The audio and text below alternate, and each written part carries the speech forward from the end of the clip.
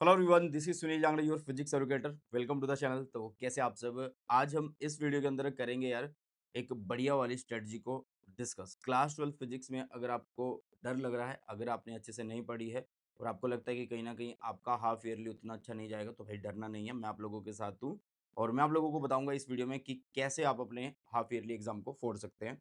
और एक best strategy, एक बेस्ट प्लान मैं आप लोगों के लिए लेके आया हूँ। ठीक है, आगे बढ़ने से पहले बस मैं आप लोगों को ये बोलूंगा कि जो टेलीग्राम चैनल है सुनील जाड़ा सर के नाम से, इसको ज्वाइन कर लेना, क्योंकि क्लास 12 फिजिक्स के रिगार्डिंग जितना भी कंटेंट चाहिए आपको पीडीएफ की फॉर्म में या सॉफ्ट कॉपी जिसको बोल सकते हैं उस फॉर्म में, और खासकर जो मेरे डिजिटल हैंड रिटन नोट्स होते हैं, detail notes, short notes, formula sheet, है ना, तो वो सब आपको यहाँ पे मिलते हैं बेटा जी। इसके अलावा अगर आप लोगों को कोई भी दिक्कत आ रही है फिजिक्स में, कुछ अगर पूछना है, तो आप सुनील जाड़ा फिजिक्स मेरा इंस्टाग्राम पे हैंडल है, तो वहाँ पे आप मुझे मैसेज कर सकते हैं, बहुत जल्द रिप्लाई आप लोगों को मिल जाएगा। ठीक है, तो आगे बढ़ते हैं, इस बढ़िया से प्लान को डिस्कस करते हैं। हाँ, अगर आप इस प्लान के अकॉर्डिंग पढ़ते हैं, आपकी थोड़ी बहुत ही तैयारी 1-2%, 10% तक अगर है, तो 101% आपका हाफ ईयरली एग्जाम अच्छा जाने वाला है। अगर किसी का हाफ ईयरली उतना अच्छा नहीं गया, तो डरना नहीं है, क्योंकि हाफ ईयरली थोड़ा-सा मुश्किल आएगा ही आएगा बेटा। और फिजिक्स है, फिजिक्स का तो अपना ही नेचर ऐसा है कि ये टफ ही रहता है। ठीक है?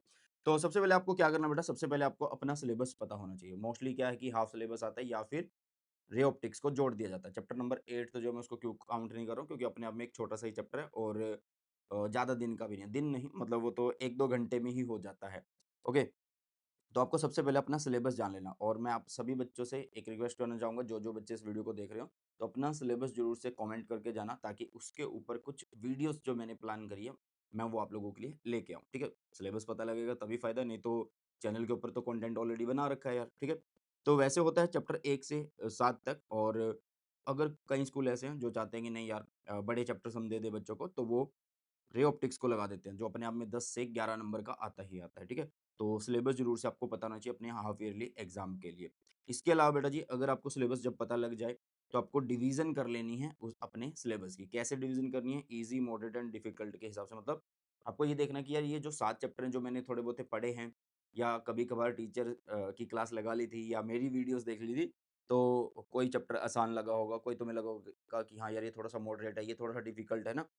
तो उसके अकॉर्डिंग आपको ये डिवाइड कर लेना, मतलब हर चैप्टर को आप ईज़ी, मॉडरेट और डिफ़िकल्ट का जो है वो साइन दे सकते हैं। और जब आप ये चीज़ कर लो, ईज़ी, मॉडरेट, डिफ़िकल्ट, इसके बाद आपको देखना है कि कौन से उनमें से कवर्ड है, कौन से नॉट कवर्ड है। मैंने ऑलरेडी वीडियो बना रखा है कि अगर किसी को लगता है कि मुझे पता नहीं है कौन सा ईज़ी है, कौन सा मॉडरेट है, कौन सा डिफ़िकल्ट है, तो मैंने ऑलरेडी उसके ऊपर एक वीडियो बना रखी है बेटा जी, ठीक है? तो आप जब ईज़ी, मॉडरेट, डिफ़िकल्ट को डिसाइड कर लो, उसके बाद देखना कि तुम्हारे चैप्टर कितने कवर्ड है, या तुम्हारे कौन से चैप्टर कवर्ड नहीं है। ठीक है? मान लो अगर तुम्हारे 0 चैप्टर कवर्ड है, तो भी कोई दिक्कत नहीं है, तो नॉट कवर्ड में उसको लिख लेना। ठीक है? क्योंकि फिर आपको टाइम मैनेज करने में आसानी होगी। ठीक है? कि आपको अब कितने चैप्टर जो हैं भई डे के हिसाब से निपटाने होंगे। कई स्कूल्स में ऐसे हैं कि कई स्कूल के 4 सितंबर से शुरू हो रहे हैं, और कई स्कूल में 15 सितंबर के बाद जो है हाफ ईयरली एग्ज़ाम स्टार्ट हो रहे हैं। ओके, तो भई वही है कि आपको पहले पता होना चाहिए अपना सिलेबस। सिलेबस के अकॉर्डिंग देखो कौन सा चैप्टर तुम्हें आता है, कौन सा नहीं आता है, ईज़ी कौन सा है, मॉडरेट कौन सा, डिफ़िकल्ट कौन सा है, उससे आसानी होगी कि आपके पास जितना टाइम है उसको आप मैनेज कर सकते हैं। इसके अलावा यार आपको करना क्या है, आपको 80-20 रूल यूज़ करना है। सर ये क्या है? देखो मोस्टली क्या होता है कि हाफ ईयरली, जैसे कि अब आपका स्कूल का जो टीचर है, क्लास टीचर जो है वो बनाने वाला है ना? तो वो क्या करेगा, जो मोस्ट इम्पोर्टेंट टॉपिक है उनके ऊपर सबसे ज़्यादा फ़ोकस करेगा, है ना? तो मोस्ट इम्पोर्टेंट टॉपिक्स कौन से होते हैं? मोस्ट इम्पोर्टेंट एनसीईआरटी क्वेश्चन कौन से हैं? मोस्ट इम्पोर्टेंट डेरिवेशन कौन-सी है? ये सारे के सारे मैंने बता रखे हैं चैनल के ऊपर ही, आपको बस यूट्यूब पे लिखना है 80-20 rule by Sunil Jangra sir, मिल जाएगा। अगर आप चाहते हैं कि नहीं सर हाफ ईयरली के लिए अलग से एक स्पेशल वीडियो ले आओ, तो वो भी मैं ले आऊँगा, बट कमेंट सेक्शन में बता के ज़रूर से जाना। तो 80-20 रूल का फ़ायदा क्या है? देखो यार, क्या होता है कि हमारा कुछ सिलेबस, पूरा जो सिलेबस है उसमें से कुछ सिलेबस 20% सिलेबस ऐसा होता है जिसमें से 80% तक जो है हर बार उसमें से पूछा ही जाता है। तो वही बात है कि आपका जो स्कूल टीचर है, आपका क्लास टीचर है, जो भाई हाफ ईयरली कहाँ से बनाएगा? इंपॉर्टेंट टॉपिक से ही बनाने वाला है। ठीक है? क्वेश्चन कहाँ से? एनसीईआरटी से या प्रीवियस ईयर उठा के दे देगा तुम्हें, है ना? चलो, अब इसके बाद मैंने एक थोड़ा-सा तुम्हें मोटिवेट करने के लिए, या फिर थोड़ा-सा तुम इस लाइन से गाइड हो सकते हो कि the more you test yourself the better your information. ठीक है? मतलब क्या बात है ये कि देखो होता क्या है कि हम क्या करते हैं, हम मान लो किसी चीज़ को सिर्फ़ एक बार देख रहे हैं, ठीक है? एक बार उसको देख रहे हैं, एक बार उसको लिख रहे हैं, ओके? मान लो एक ग्रुप है, हमने एक ग्रुप बना लिया कि एक ग्रुप उसको सिर्फ़ एक बार लिख रहा है, एक और फिर उसको एक बार देख रहा है। दूसरा ग्रुप है वो उसको एक बार लिख रहा है, सॉरी 2 बार लिख रहा है, 2 बार देख रहा है, 2 बार लिख रहा है। एक ग्रुप ऐसा जो उसको सिर्फ़ एक बार देख रहा है और 4 से 5 बार उसको लिख रहा है।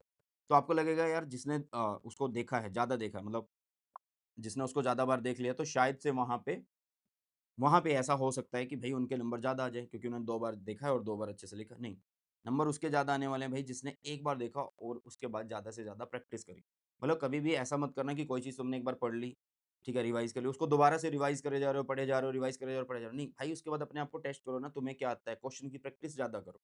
कोई चीज़ तुम्हें पहले आती है, कोई चैप्टर तुम्हें आता है तो ठीक है उसका एक ओवरव्यू लो 10, 15, 20 मिनट का और आगे की तरफ चलो क्वेश्चन्स के ऊपर फ़ोकस करो। और मैं बच्चों को बोलता हूँ अगर फिज़िक्स सीखनी है तो आपको सबसे ज़्यादा क्वेश्चन्स के ऊपर फ़ोकस करना होगा बेटा, ठीक है? इसके अलावा बेटा आप कैसे चीज़ों को कवर कर सकते हैं? वन शॉट वीडियोज़ देखिए अगर आप ज़ीरो लेवल पे हैं, आपको लगता है कि आपने कुछ भी नहीं पढ़ा है, कोई भी चैप्टर आपको नहीं आता, तो आपको वन शॉट वीडियो ज़रूर से देखनी होगी। क्योंकि वन शॉट वीडियो से आपको आइडिया हो जाएगा कि चैप्टर के अंदर क्या है, मतलब आइडिया क्या सब कुछ पता ही लग जाएगा, ठीक है? अगर आपको लगता है कि नहीं मुझे चैप्टर थोड़ा-थोड़ा आता है, चैप्टर में क्या-क्या टॉपिक्स हैं, क्या-क्या फ़ॉर्मूलाज़ हैं वो मुझे आते हैं, तो आप 30 मिनट रिवीजन वीडियोज़ मैंने बना रखी है, वहाँ से आप लोग कवर कर सकते हैं बेटा।